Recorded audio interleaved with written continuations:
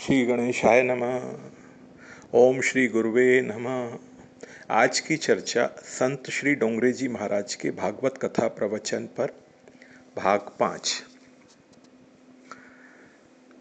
सूत जी कथा करते हैं, जब शौनक मुनि आदि ने प्रश्न किया कि जैसा प्रश्न आपने किया वैसा ही प्रश्न एक बार नारद जी ने सनत कुमार जी से किया था।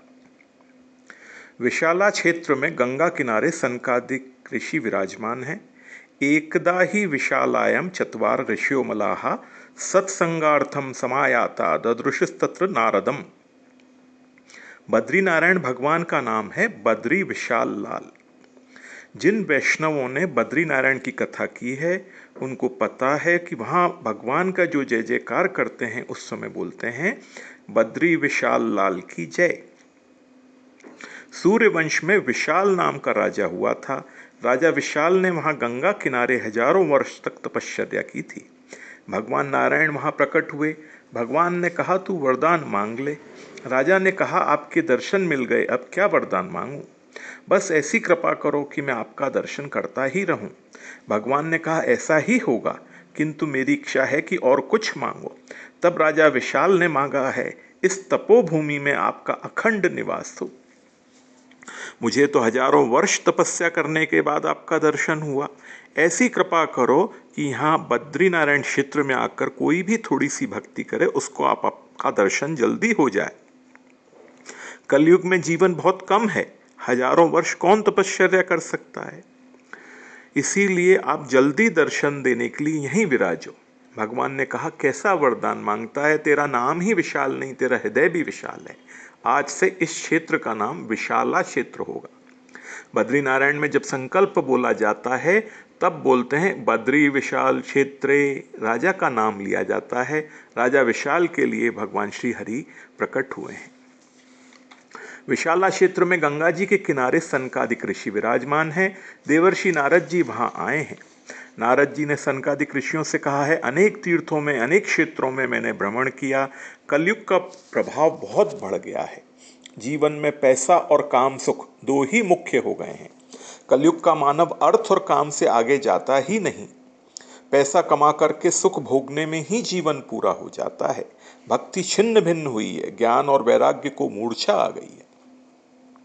लोगों को जगत देखने की इच्छा होती है। जगत जिसने बनाया है उन भगवान को देखने की इच्छा नहीं होती है। जीवन भोग प्रधान हुआ है। थोड़ा सा विचार करने पर ध्यान में आएगा हमारे जीवन की ही ये कथा नारद जी कह रहे हैं।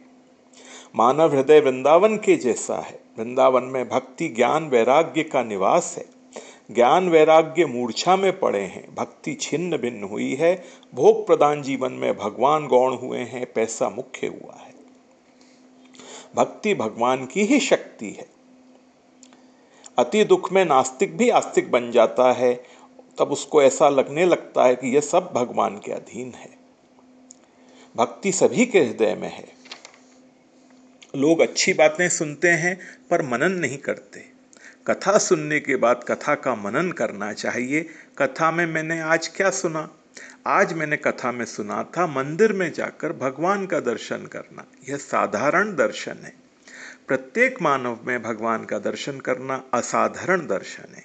पशु पक्षी में जड़ वस्तु में भगवान का दर्शन करना, सब में भगवान का दर्शन करना यह असाधारण दर्शन है। सभी में दर्शन करना चाहिए।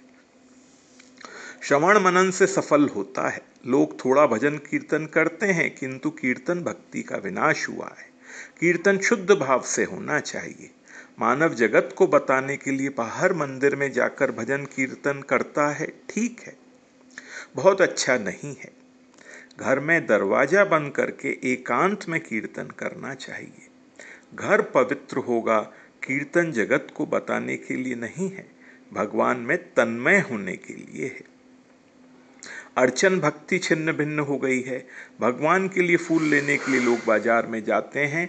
अगर माली ऐसा कहे कि आज गुलाब का फूल 5 रुपए में एक मिलेगा तो ज़्यादा गुलाब के फूल लेने की इच्छा नहीं होती है।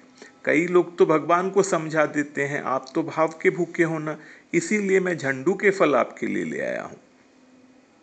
भगवान भाव के भूखे हैं और तू काहे का भूखा है? भगवान कहते हैं तेरे दादा का दादा मैं हूँ, मैं सब जानता हूँ। तू शरीर को सुख देने के लिए कितना खर्च करता है और मेरे लिए 10-20 रुपए फूल में खर्च करने में तुझे संकोच लगता है। देह की पूजा बहुत बढ़ गई है, प्रायः लोग दिन भर देह की पूजा करते हैं।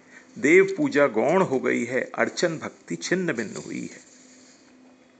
नारद जी पूछते हैं, जीवन में काम सुख मुख्य हुआ है, भक्ति गौण हो गई है।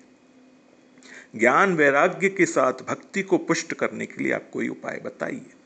सनत कुमार जी ने नारद जी को कहा है, इसका उपाय कलयुग में एक ही है, भागवत की कथा करो।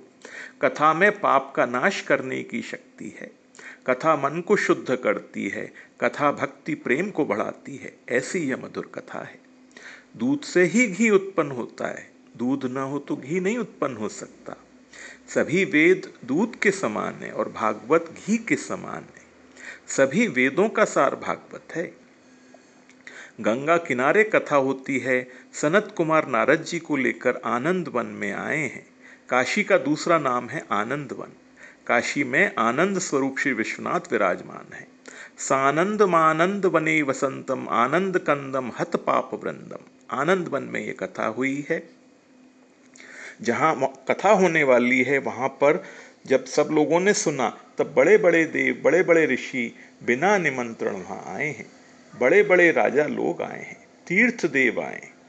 जहाँ भागवत की कथा होती है वहाँ श्री गंगा माँ आती हैं, श्री यमुना जी आती हैं, वशिष्ठ विश्वामित्र जी जैसे ऋषि आते हैं। हमारे जैसे साधारण जीव को दर्शन नहीं होता है, गुप्त रूप से आते हैं, विराजमान होते हैं। सनत कुमार जी व्यास आसन में विराजमान हैं।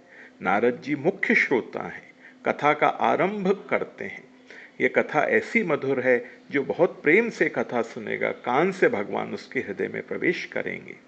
यस्याह श्रवण मात्रेण हरिश्चित्तम समाश्रयेत। आप जिसकी बातें सुनते हो वह आपके मन में आता है। आप संसार की बातें सुनोगे तो मन में संसार आएगा। भक्ति में आंख और कान मुख्य है। जो आंख और कान को बहुत पवित्र रखता है उसी को भक्ति का आनंद मिलता है। वेद भगवान ने वर्णन किया है, कभी खराब शब्द मेरे कान में आए नहीं। कर्णे भी भद्रम शृणुयाम चक्षुभीर भद्रम पश्येम। कोई खराब चित्र मेरी आंख के आए ही ना। एकाग्र चित्त से कथा सुनो, भगवान कान से अंदर आएंगे। आंख और कान को पवित्र रखना चाहिए। यस्याह श्रवण मात्रेण हरिश्चित्तम समाश्रयेत। यह कथा अति मधुर है। भगवान स्वधाम में गए हैं, उस समय भगवान ने अपनी दिव्य शक्ति भागवत शास्त्र में रखी है। पंढरपुर में श्री विट्ठल जी महाराज का दर्शन है। भगवान का स्वरूप अति सुंदर है, अति कोमल मनोहर स्वरूप है। दर्शन करते समय ऐसा लगता है जैसे भगवान किसी की प्रतीक्षा करते हुए खड़े हैं। यह जीव मेरा है, मेरा जीव मुझे भूल गया है, मेरा जीव स्त्री का हो गया है, मेरा जीव पुरुष का हो गया है। जीव जगत का नहीं है, जीव ईश्वर का है। अंत में डोंगरे जी महाराज कहते हैं, भगवान संतों के हृदय में, भगवान भागवत में है। भगवान ने अपना दिव्य तेज भागवत में रखा है। भगवान में जो शक्ति है वह शक्ति भागवत में है। संतों ने तो ऐसा वर्णन किया है कि भगवान से भी ज्यादा शक्ति भागवत में है। जो काम भगवान नहीं कर सके हैं वह काम भागवत की कथा से होता है। कैसा भी पापी जीव हो, कथा में पाप का नाश करने की शक्ति है। आज की चर्चा बस यहीं तक। ओम श्री गुरुवे नमः।